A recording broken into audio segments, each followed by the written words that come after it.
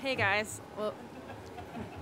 Well, I just want to say thanks for coming. You know, it's been a long season. I just got back last night, and it's been a great season. You know, it's been more than I thought was possible. You know, I worked really hard last summer, and you know, I was here last summer with you guys celebrating my last season, and now I'm here again this year, and it's been great to have all your support. You know, I keep saying this over and over, but I wouldn't have been able to do what I done this year without all of you. And you know, I started off on the development team and worked up the C team and B team and A team, and you know, without that support structure behind me, I wouldn't be able to do what I do now. You know, I wouldn't be able to accomplish all these things. So thank you so much, everyone, and yeah, let's kick some ass next year in Vancouver. Billy, you're on. It's hot up there. Nice tie. I know, it's St. Patrick's Day. Lindsey's taller than me. So,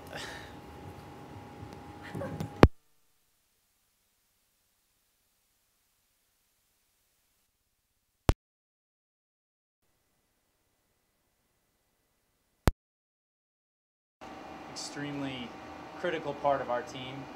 Everybody here. One of my little catch-22 things is every Monday, if I have a good result on the weekend, every Monday I know my inbox is going to be full, which kind of sucks. But then I know it's always full from nice emails and well-wishing from you guys, and that's really special to know that everybody here is really vested in their work and that this is really a team, more than just an office, more than just a bunch of athletes on the road. This is the U.S. ski team, 100%. So I want to thank everybody here for supporting me this year and for the last 10 years and making it possible to survive in the sport long enough to get good. And cheers to that. Thank you all.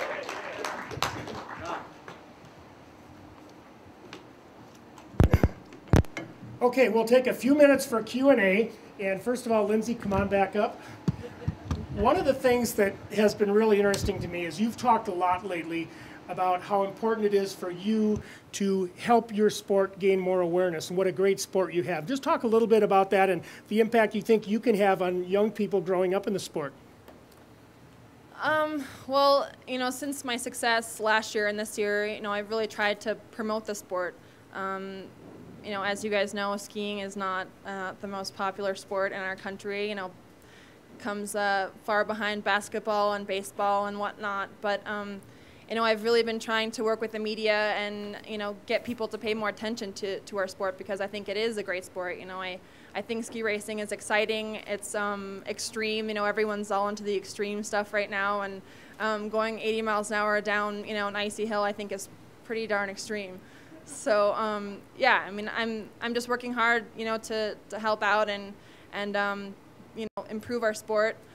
I'm trying to be the best role model I can. You know, I think there are some pretty bad role models out there these days, and you know, it's I take that job really seriously, and I want to, you know, promote hard work and you know, good attitude and, you know, just good behavior, which doesn't come easy to some people, I guess. But you know, that's something that I really want to do. You know, is have a good image for skiing and be a good role model and inspire kids like Peekaboo inspired me. And you know, tomorrow I'm flying to New York. I'm going to be on a bunch of shows, and you know, hopefully I'll get the word out about skiing and you know, about what Billy's doing and what everyone here is doing, and hopefully that helps. And yeah, I'll do the best I can, and hopefully we can get some excitement going for Vancouver. Okay, and Billy will bring you up for one, and then folks, if you have any questions, we'll take just a few minutes. Billy, one of the things that was interesting about your season is you strategically took some time off, and I talked to your coach, Dave Jarrett, the other day, and one of the things he was most excited about is he says, you know, we sat down last April, we planned everything out, and everything went exactly according to the plan. Talk a little bit about your strategy in coming into the season and how well it worked for you. You know, this year, coming off of 2 seasons, or actually like 5 seasons of getting a little better every year, I had some pretty big goals coming off of the 3rd overall last year. And at first I was like, yeah, I have to win the World Cup. You know, that's got to be the goal. But when we took a realistic look last April and realized there was 30 races and that there was also the World Championships, which is the biggest goal in our sport, we realized that there needed to be a strategic plan to be able to expect to not only win medals but also increase the ante in terms of podiums and finishes. And it was then that I kind of said, you know, Dave, realistically, we need to kind of wash our hands of this overall thing and focus on the things that we really want to do. You know, and that became sort of the motif for our season, not only to peak for the World Championships, but also to finish on a high, because when you finish with a victory like last Sunday, it's that much more motivating for the coming year. And so we sat down last spring and said, what do we really want to do? We want to win at least 5 World Cups, because I'd only ever won 1 in a year before. Wanted to up the number of podiums, which was total was 6 in a year, and I wanted to win World Championships. And yeah, amazingly enough, all of it happened. And you know, I think it was really good teamwork within our little team, but also within the big team. But it was especially, you know, coming off of 5 years of getting better. Part of that is, you know, getting a plan that works, sticking to it, and improving on it. And I want to say hats off to Dave for working that through with me over the last 5 seasons.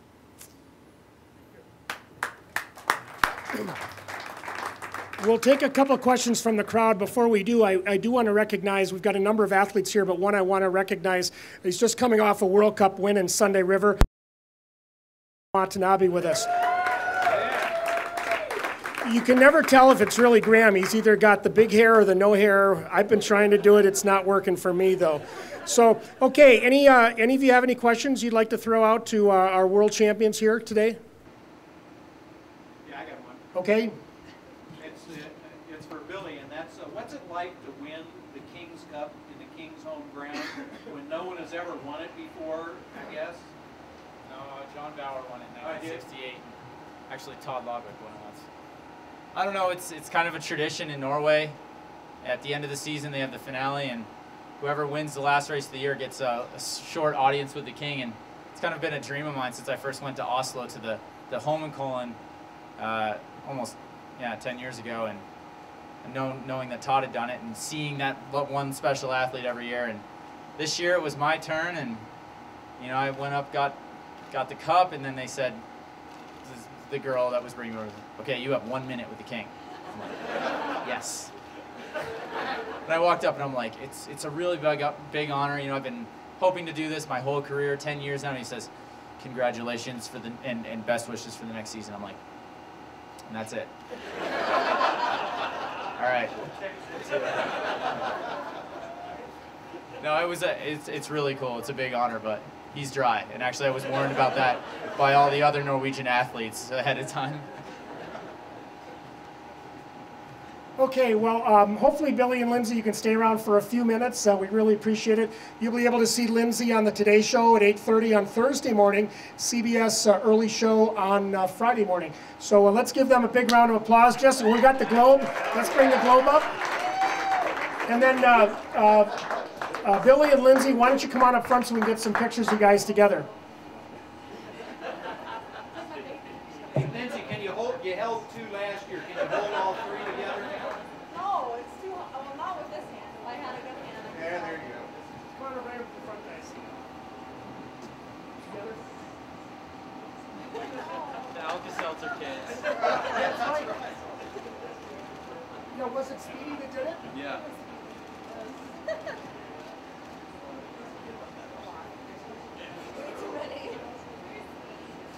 Hey, let's give him another big hand, folks.